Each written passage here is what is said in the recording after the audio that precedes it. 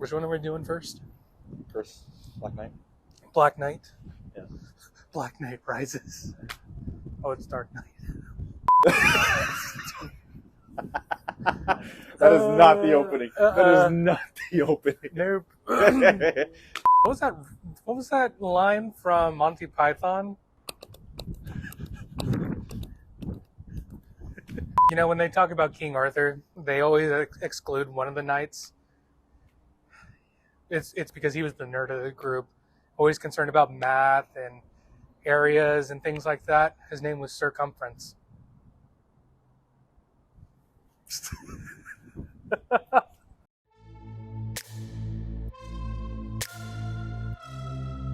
What's up, makers? Welcome back to the channel. My name's Nate Javier. And I'm Alan Sim. And we are Knights of the Round Table. Are we? Pizza. Oh. We played an amazing escape room. It was a lot of fun. Down in Costa Mesa or Santa Ana. It's in that weird kind of Tri-City area. Irvine. Yeah, it's right off of like MacArthur in Southern California, Orange County. We played the Black Knight. We did. And we want to tell you all about it. Let's go. So, The Curse of the Black Knight, Water Room. Man, it was very daunting as it is in terms of set design and really good storyline. The whole concept of this whole room, it's at EscapeX down in Irvine, and you and your group are knights, and you've decided to go in and free the souls of like these medieval people. And there was the evil person who dropped their soul there and put a curse on the whole thing, cursed the Black Knight. And you had to free people's souls and solve these medieval puzzles and get through and get out. And oh my gosh, believe it or not, we survived. We did. Barely. This is a room that's more intended for the beginners. I wouldn't say it's a beginner room, because we did have a beginner with us. It was his first time ever playing it. It was us two, our friend Tori and her boyfriend Nate, not me, another Nate.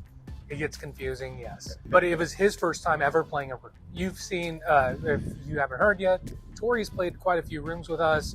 We like to play a lot of rooms. So we had quite the spectrum of players on this one. But even then, with a first-time player being in an unknown environment, this was easy enough for him to follow along and understand that escape rooms aren't just these nerdy like D&D sessions that some people think they are.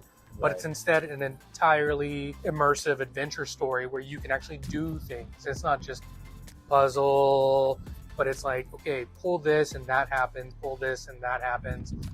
Instead, this was a great learning experience. So I think that we would say that this is probably meant for maybe 4 people. Max. Yeah, it's Alan, myself, and other Nate are all about the same size. We're kind of burly fellas. So having the 3 of us and then tiny Tori in the room, we kind of maxed out the shoulder space in a lot of areas. But we think that kind of group, about 4 people max, you can't do it with less than 2, but you can try. It's a great date room, but we would say about 4 players are meant to play this. Yes, exactly. And because we recommend 4 players max, the set design and size of the room, pretty small compared to what we're used to. So yes, there are places where you can disperse, but even those places you can get real small, real tight spaces that only probably 1 other person can fit into, but that's about it. Yep, infinite cosmic power in an itty bitty little space.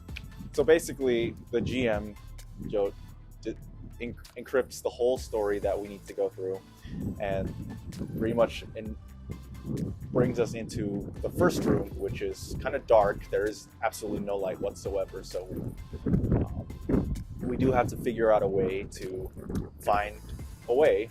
Hence why I said there is limited amount of room for more than 4 people. And once you do find the route to escape or to move forward in the room, not all of us can go right then there. It's 1 person at a time. There is crawl spaces involved. There is 1 at a time single file sort of design, or a path, I should say, a path to get from point A to point B. I think the other nice thing about this, because it is very early on beginner friendly, it's a very linear room. You solve one thing and then it's the next thing, and you solve that thing and then it leads to the next thing. There wasn't a whole lot of space to explore like many of the other multi-linear rooms that we do. It's kind of nice to be on a set track and just kind of make our way through the story that they set out. We couldn't move on until we finished this one thing. And their hint system was a little more complex, so it gave us a little insight into what to do, where to go. It was very self-explanatory, and it made things a lot easier to explain things if and when we would get stuck.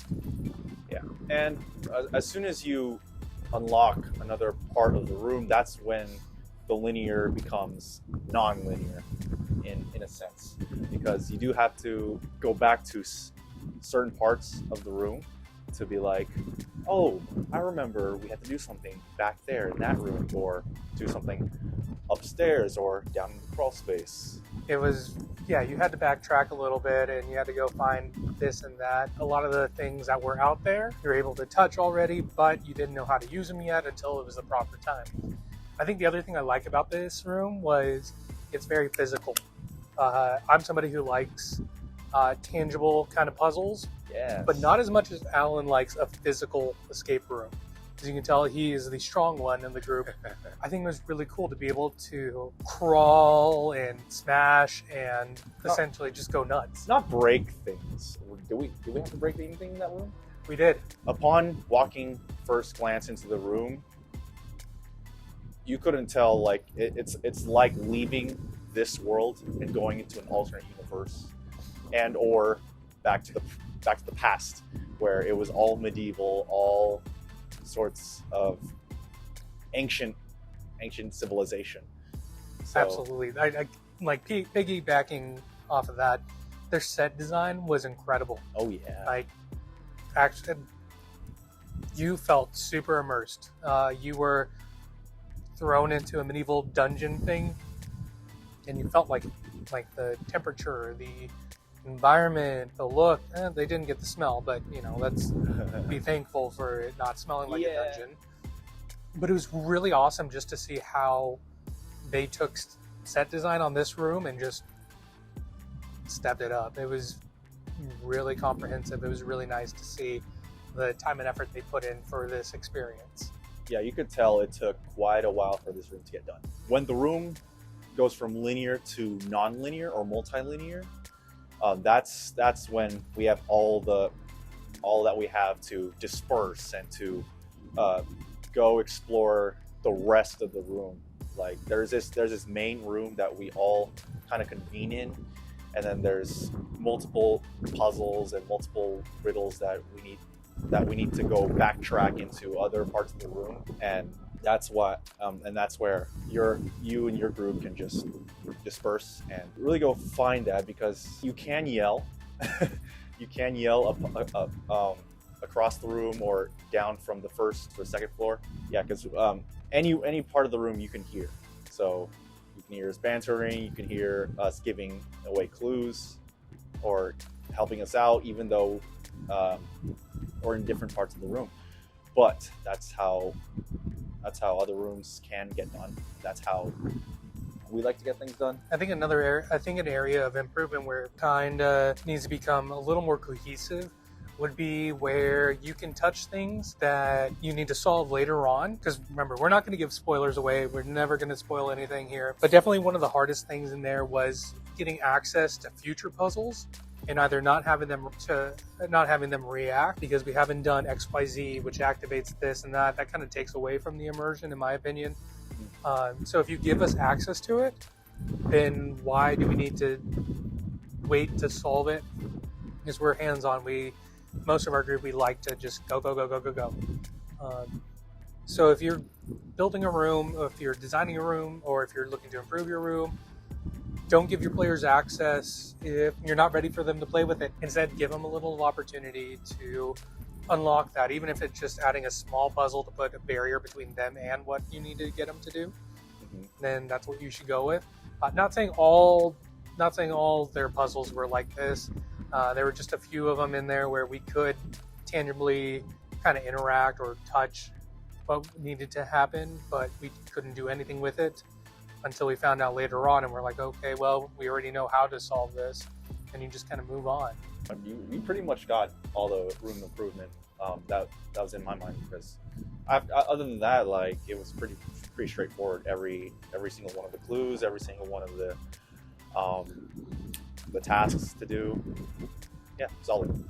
That was a pretty great room. It was really interesting. Highly recommended for newers. Alan, on a scale of 1 to 5 chickens, how fun would you say it is? I'd say for me it was a 5, because I really tried to immerse myself into it even more by doing like a medieval accent. So, which, if you guys play with Alan, don't ever let him do that. Please do not. Oh, come on. No. It's fun. So you give it a 5 for fun? I give it a 5 out of 5 chickens. 5 out of 5 chickens, okay? And you, sir? Oh, no, please don't.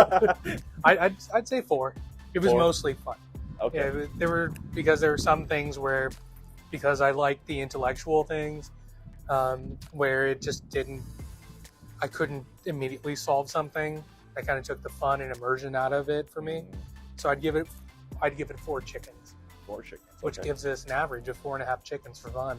All right, and the difficulty scale, Alan, on a scale of 1 to 5 gerbils. I'll give it a 2.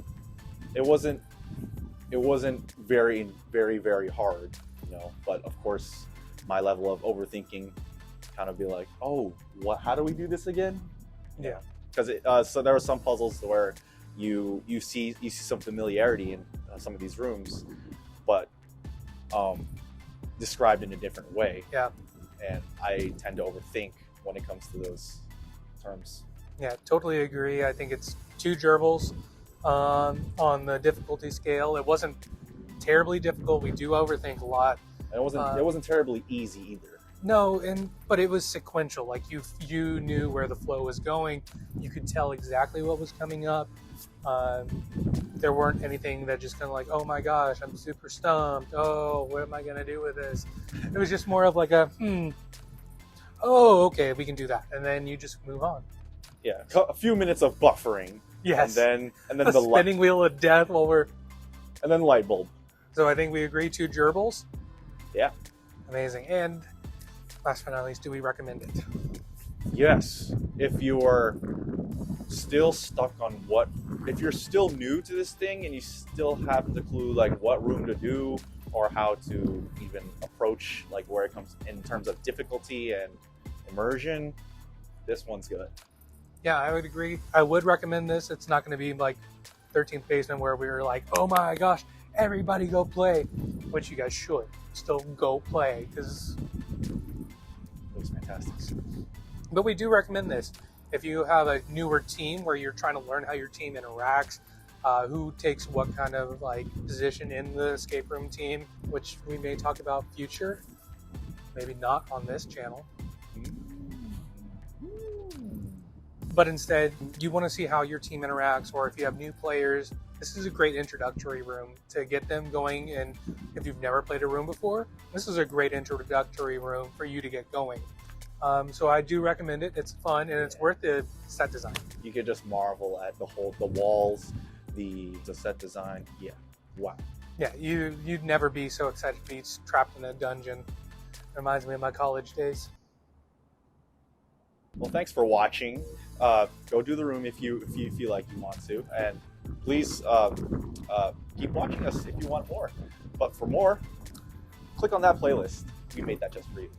And if you want to see what YouTube thinks you should watch next, smack this bottom link and go check out that video. Thank you guys so much for watching. And remember, keep making that magic.